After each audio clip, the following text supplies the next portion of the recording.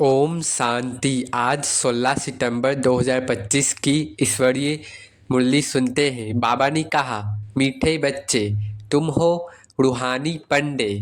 तुम्हें सबको शांति धाम अर्थात अमरपुरी का रास्ता बताना है। बाबा ने कहा, तुम हो रूहानी पंडे, तुम्हें सबको शांति धाम अर्थात अमरपुरी का रास्ता बताना है। प्रश्न में बाबा ने कहा, तुम बच्चों को कौन सा नशा है? उस नशे के आधार पर कौन से निश्चय के बोल बोलते हो? उत्तर, तुम बच्चों को यह नशा है कि हम बाप को याद कर जन्म जन्मांतर के लिए पवित्र बनते हैं। तुम निश्चय से कहते हो कि भल कितने भी विघ्न पड़े लेकिन स्वर्ग की स्थापना तो जरूर होनी ही है। नई दुनिया की स्थापना और पुरानी दुनिया का विनाश होना ही है। यह बना बनाया ड्रामा है, इसमें संशय की बात ही नहीं। बाबा ने कहा, यह बना बनाया ड्रामा, इसमें कोई संशय की बात नहीं रहनी चाहिए।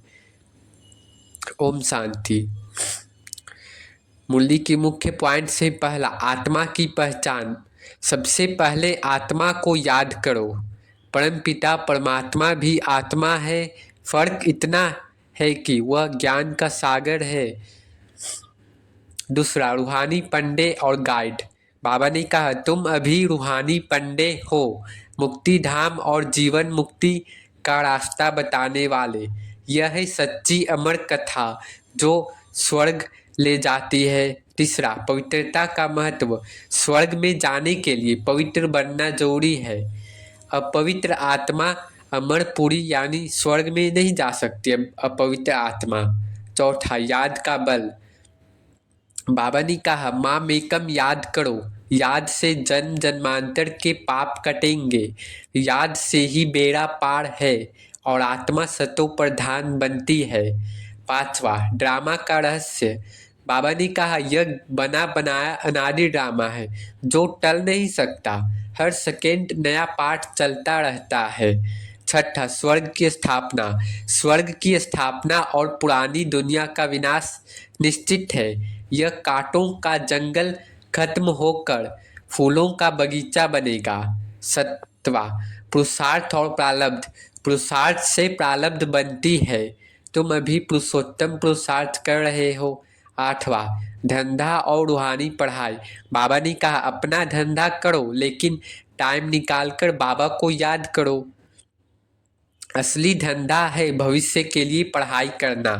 बाबा ने कहा, असली धंधा है भविष्य के लिए पढ़ाई करना। नौवा, दान और पुण्य। पात्र को दान देने से पुण्य मिलता है। बाबा ने कहा, पात्र को दान देने से पुण्य मिलता है। अपात्र यानी भिखारी को दान देने से कोई फायदा नहीं होता। बाबा आज करें, भिखारी को देने से कोई फायदा नहीं। 10वां, देह अभिमान से मुक्ति। जितना बाबा को याद करेंगे उतना देह अभिमान टूटेगा। आत्मा बोध में रहकर ही विश्व का मालिक बन सकते हैं। 11वां, असली शिक्षा। यह रूहानी शिक्षा ही आत्मा को सद्गति देती है। शास्त्रों की पढ़ाई भूलकर अब शिव बाबा की श्रीमत पर चलना है। बाबा ने कहा, शास्त्रों को पढ़ भूलकर अब शिव बाबा की श्रीमत पर चलना है। 12वां, एडवाइजर वजीर राय। बाबा ने कहा, तुम सब आत्माओं के एडवाइजर हो, मुक्ति जीवन मुक्ति का रास्ता बताने वाले हो। श्रीमत यानी श्रेष्ठ मत सिर्फ शिव बाबा की ही है। धारणा पॉइंट से पहला, आत्म अभिमानी रहना है पूरे दिन। दूसरा, पवित्रता धारण करना है। तीसरा, नॉलेज का मंथन करना है, ज्ञान का मंथन करना है। चौथा, श्रीमत पर चलना है। 5वां, गृहस्थ में रहते पुरुषार्थ करना है। 6ठा, सेवा भाव रखना। नशा पॉइंट से हम रूहानी पंडे हैं। दूसरा, मनुष्य से देवता बन रहे हैं। तीसरा, विश्व के मालिक बनने वाले हैं। चौथा, हमारा पाठ ऊंचे ते उच्च है। 5वां, खुद से बाबा हमें पढ़ा रहे हैं। अच्छा, मीठे मीठे सीखी लदे बच्चों प्रति माता पिता बाप दादा का याद प्यार और गुड मॉर्निंग। रूहानी बाप की रूहानी बच्चों को नमस्ते। धारणा के लिए मुख्य सार में बाबा ने कहा, पहला, धंधा आदि करते भविष्य उच्च पद पाने के लिए याद में रहने का पूरा पूरा पुरुषार्थ करना है। बाबा कहे धंधा आदि करते बाबा को याद करना है और पूरा पुरुषार्थ करना है। यह ड्रामा सेकेंड बाय सेकेंड बदलता रहता है, इसलिए कभी कोई सीन देखकर हार्ट फेल नहीं होना है। बाबा करे ये ड्रामा बना बना रिपीट होते रहता है, इसलिए कभी कोई सीन देखकर हार्ट फेल, घबराना, दुखी, शांत नहीं होना है। दूसरा, ये रूहानी पढ़ाई पढ़कर दूसरों को पढ़ानी है, सबका कल्याण करना है। अंदर यही उछल आती रहे कि हम कैसे सबको पावन बनने की एडवाइस दें, घर का रास्ता बताएं।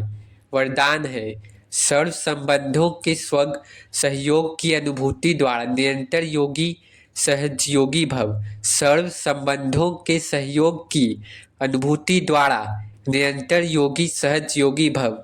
बाबा ने कहा हर समय बाप के भिन्न भिन्न संबंधों का सहयोग लेना अर्थात अनुभव करना ही सहज योग है। बाबा ने बताया हर समय बाबा के भिन्न भिन्न संबंध के साथ सहयोग लेना, कभी बाप का, कभी बहन भाई, मित्र संबंधी, सखी, ये सभी संबंध है। बाप कैसे भी समय पर संबंध निभाने के लिए बंधे हुए। बाबा ने कहा कोई भी टाइम हो बाबा समय पर संबंध निभाने के लिए बंधे हुए हैं।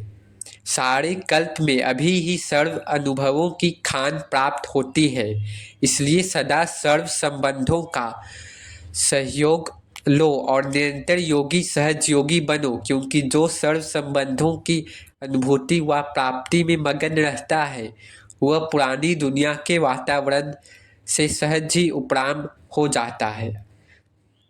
स्लोगन है सर्व शक्तियों से संपन्न रहना, यही ब्राह्मण स्वरूप की विशेषता है। बाबा ने कहा सर्व शक्तियों से संपन्न रहना यही ब्राह्मण स्वरूप की विशेषता है।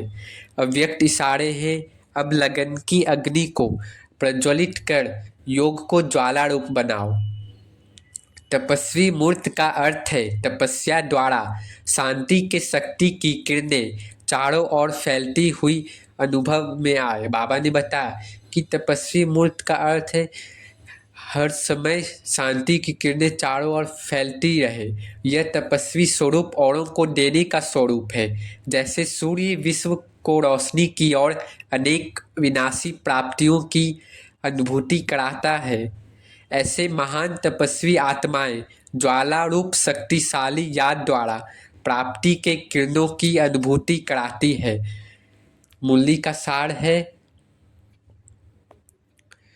हम आत्मा हैं, शिव बाबा हमें पवित्र बनाने आए हैं। याद से पाप मिटेंगे और हम स्वर्ग के मालिक बनेंगे। यह बना बनाया ड्रामा है, पुरुषार्थ से ही उच्च प्रारब्ध मिलेगी। अच्छा, ओम शांति, ओम शांति, ओम शांति।